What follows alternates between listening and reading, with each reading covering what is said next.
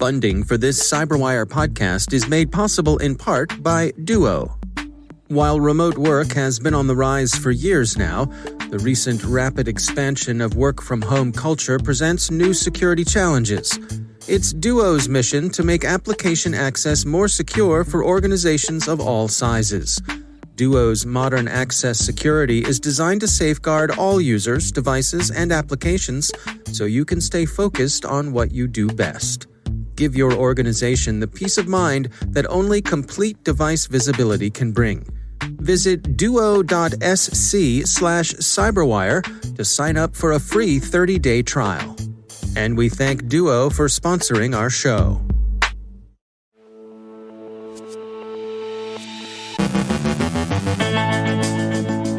Indian authorities continue to investigate the possibility that Mumbai's power grid was hacked last October. Apple's walled garden security can inhibit detection of threats that manage to get inside. An Atlantic Council report recommends international action against access-as-a-service brokers to stall proliferation of cyber offensive tools.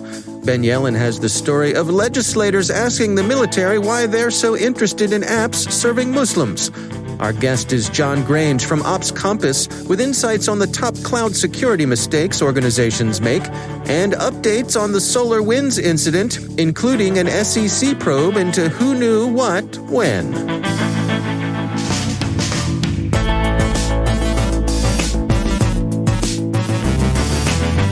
From the CyberWire studios at Data Tribe, I'm Dave Bittner with your CyberWire summary for Tuesday, March 2nd, 2021.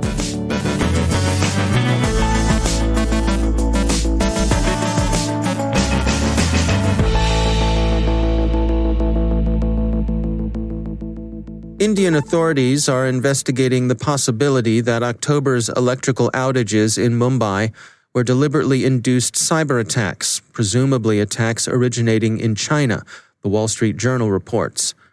An ambiguous form of confirmation appears in the India Times, which writes that Maharashtra Energy Minister Nitin Raut on Monday said that a New York Times report claiming that the massive power outage in Mumbai last year might have been due to a cyber attack from China was true. So, there was an outage, and it may have been due to a cyber attack, and that attack might have been mounted by China. Recorded Future's report on the Red Echo threat actor is interesting and suggestive, and it's worth repeating two of their findings, clearly the ones that have energized Maharashtra authorities. Quote, "The targeting of Indian critical infrastructure offers limited economic espionage opportunities. However, we assess they pose significant concerns over potential pre-positioning of network access to support Chinese strategic objectives." End quote. Recorded Future's Insikt Group continues, quote, "Pre-positioning on energy assets may support several potential outcomes, including geostrategic signaling during heightened bilateral tensions, supporting influence operations, or as a precursor to kinetic escalation."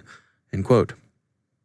Chinese government representatives have denied any involvement in cyber operations against India's grid, saying that China disapproves of hacking in all its forms. Technology Review reports that Apple's well-known lockdown walled garden offers clear security advantages, but that once a threat actor gets in, those very walls serve to protect their malicious activity from detection and expulsion. The walls are opaque, and security tools can't see through them any better than anything else. Apple acknowledges that there are trade-offs and that no lockdown is perfect, but the company remains confident it's made the right trades. An Atlantic Council report discusses one aspect of cyber proliferation, the growth of access-as-a-service brokers. These vendors offer vulnerability research and exploitation, malware payload development, technical command and control, operational management, and training and support.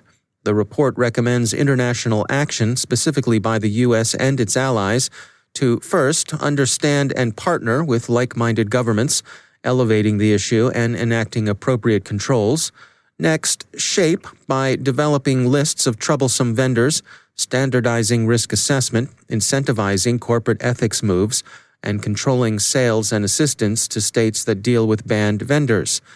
And finally, limit by widening the scope of vulnerability disclosure, restricting post-employment activities for former government cyber operators, taking legal action against access as a service business, and encouraging technical limits on malware payload jurisdiction. The Atlantic Council's proposals don't amount to a call for a ban on corporate development as contractors of tools useful for cyber offensive operations. Rather, the Council argues for an approach that would bring such companies' activities under the sort of regulation now exercised over traditional conventional kinetic weapons. Existing approaches to cyber non-proliferation, the study's authors argue, lack the granularity they would need to be effective, and the report's recommendations are intended to outline how such granularity might be developed. Investigation into the SolarWinds incident continues, and as Recorded Future points out, the name SolarWinds seems increasingly inadequate, since nearly a third of the campaign's known victims were not SolarWinds customers and didn't use the company's Orion platform. So they think it might be time for a new name. They mention Holiday Bear as one possibility. Representative Peter Meyer, Republican from Michigan's 3rd District, suggested it during hearings on the incident. Bear because it's clearly a Russian group, and Holiday because it kept everybody busy over the holidays. The attack is known to have been a Russian operation, although the operator's precise place in Moscow's organization charts remains up for debate. It's also unclear how they got into SolarWinds in the first place. Interns and bad passwords seem unlikely to represent a sufficient explanation. What the threat actors were after is also up for debate. It's been suggested that it was direct espionage, theft of sensitive files and documents. There may have also been a counterintelligence dimension to Holiday Bear's activities. There you go, Representative Meyer, we've used your name. They appear to have paid attention to security firms. It was FireEye that noticed them, after all, and they may have wanted to learn how U.S. organizations detected and tracked Russian cyber activity. And of course, it could have been battlespace preparation, staging a persistent presence in networks where it could be used at some future point. And finally, at least 2 of SolarWinds' largest investors have fallen into some legal water that, if it's not yet hot, is at least uncomfortably warm. The Washington Post reports that the U.S. Securities and Exchange Commission is investigating the possibility of insider trading. The Post says that private equity firms Silver Lake and Thoma Bravo led the sale of $315 million in SolarWinds shares days before the hack was revealed. The firms hadn't commented to the Post by the time the story ran, and SolarWinds itself says it's cooperating fully with the SEC.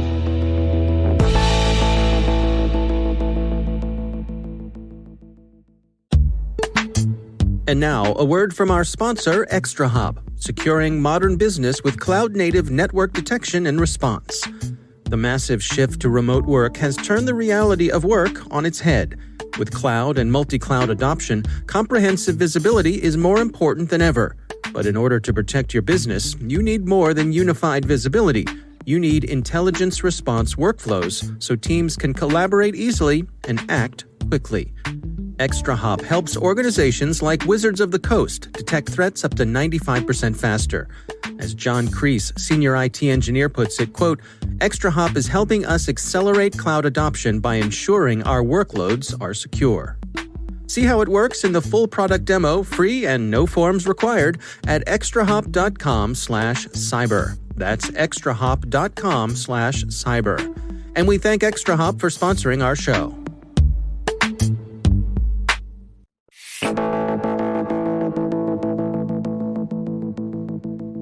John Grange is co-founder and CTO of OppsCompass, a provider of software-as-a-service cloud compliance and security products.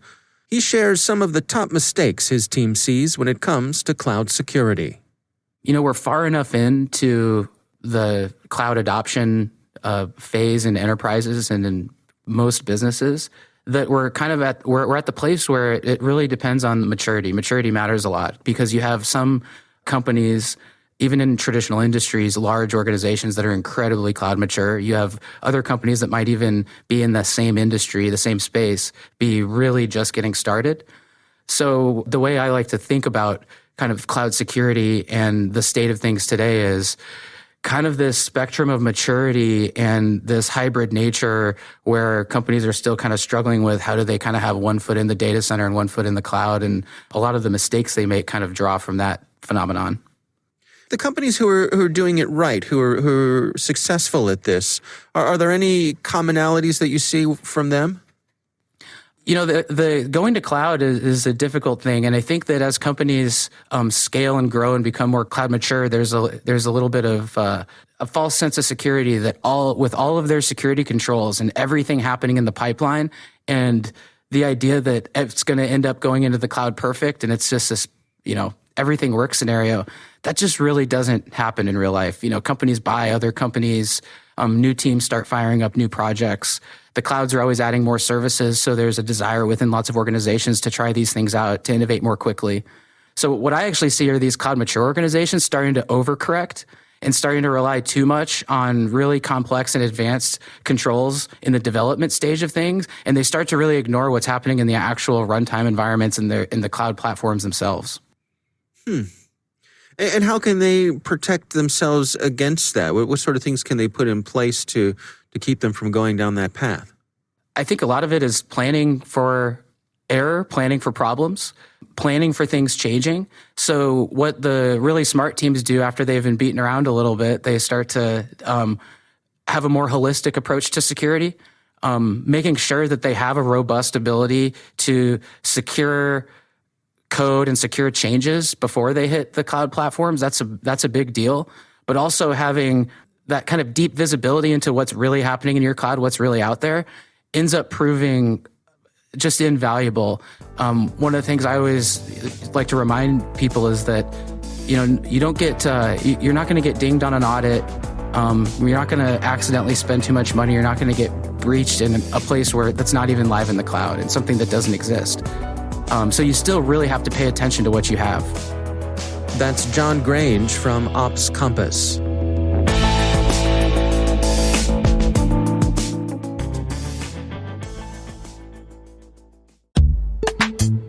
And now a message from our sponsor, CyberReason. If you're a defender fighting to protect your organization from the dark forces of cyber attackers, it might seem attackers have the advantage. To win, they only need to be successful once. As a cyber defender, you must be successful in ending attacks every single time. CyberReason reverses the attacker's advantage. They put the power back in your hands. Their future-ready attack platform gives defenders the wisdom to uncover, understand, and piece together multiple threats, and the precision focus to end cyber attacks instantly on computers, mobile devices, servers, and the cloud. Wherever your organization's data is being threatened, CyberReason is ready to win the battle against cyber attacks, with you and for you. Join them and the world's leading companies. Together, we are the defenders. CyberReason. End cyber attacks. From endpoints to everywhere. Learn more at cyberreason.com/cyberwire. And we thank CyberReason for sponsoring our show.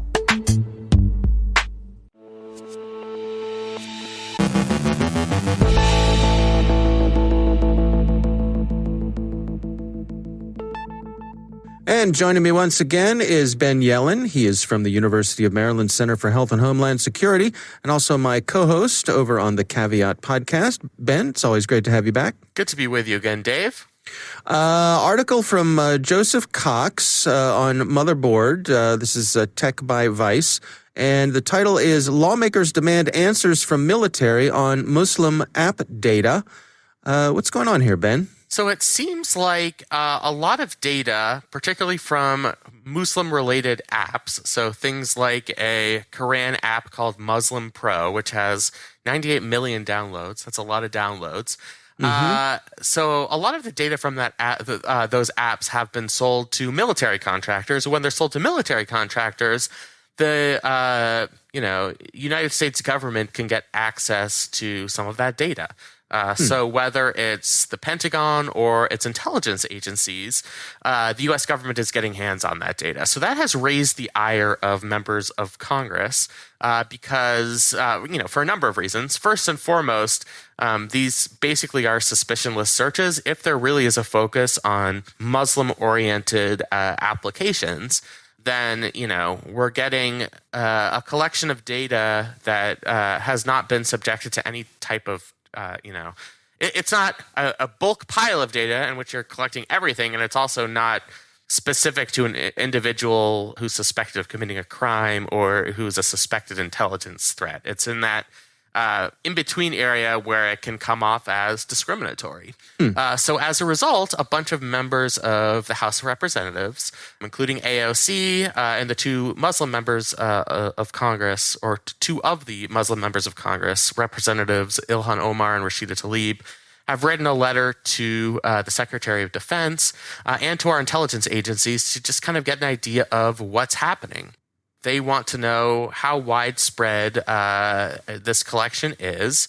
And in each instance where this data has been collected by the military and the intelligence community, has there been any warrantless surveillance using this location data? So, have any FISA applications been authorized as a result of this data collection? How many Muslim Americans have been impacted by this, et cetera? I think one of the key issues here is this is a potential First Amendment problem. If people of a particular religious group think that they are being surveilled or being singled out for potential surveillance because of the applications that they use, then they're going to be less likely to download those applications, and that could have a chilling effect on the practice of their religion. So I think that adds to some of the danger here. Is there a possible defense here, for example, and I'm just being hypothetical, if the defense agencies came back and they said, oh, yes, we're gathering this data from these Muslim apps, but we're also gathering data from Catholic apps and from Jewish apps and from, a number of, in other words, yes, we're using targeted apps to investigate people of religions, but we're doing all religions.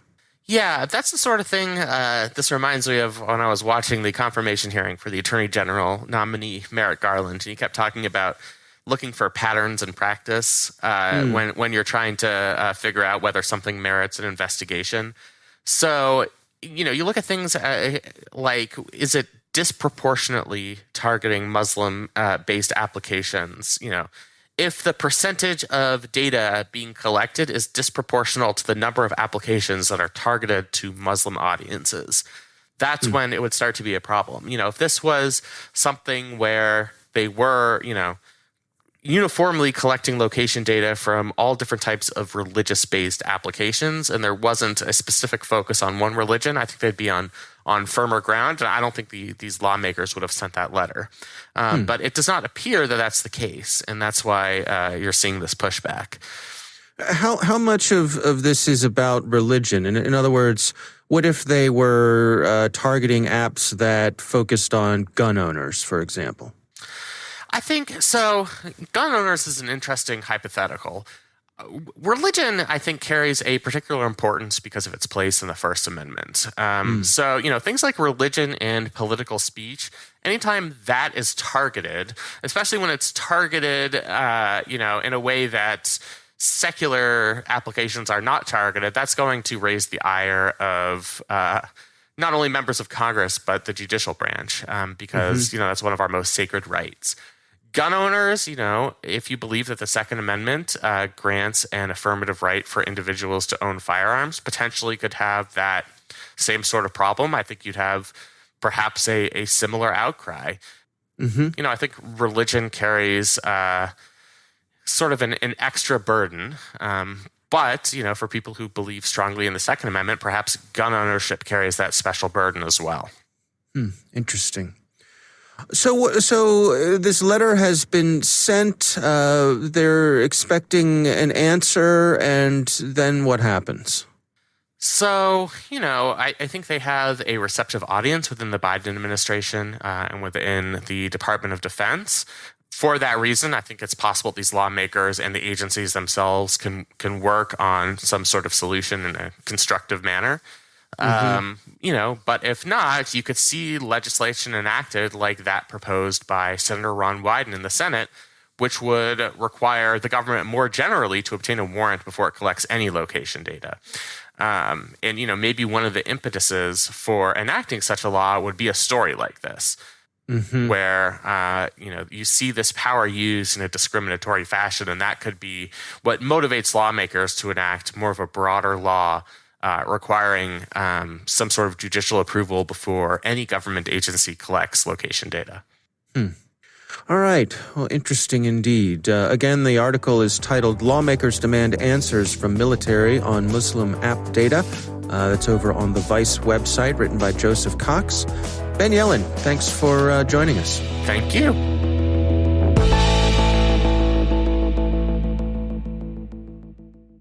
Thanks to all of our sponsors for making the CyberWire possible.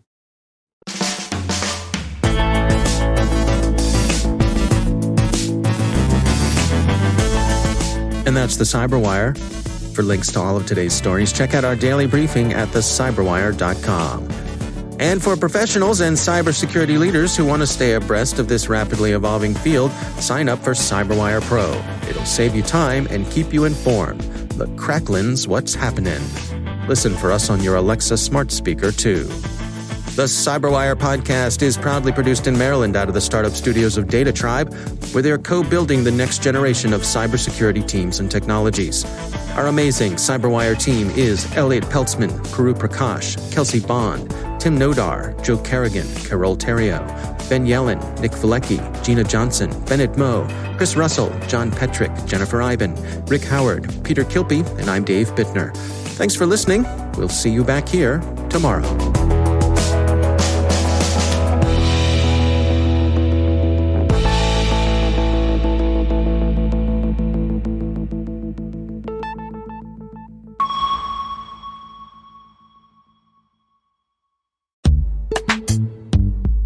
This show is sponsored by the Johns Hopkins Information Security Institute. Assessing and managing your organization's top risks is key to protecting its sensitive data. Join Ankura and Johns Hopkins Information Security Institute for the 7th Annual Cybersecurity Virtual Conference for Executives to discuss the do's and don'ts of risk management with industry leaders and other cyber professionals. Join us on 3 consecutive Wednesdays in March 10th, 17th, and 24th. Learn more at isi.jhu.edu.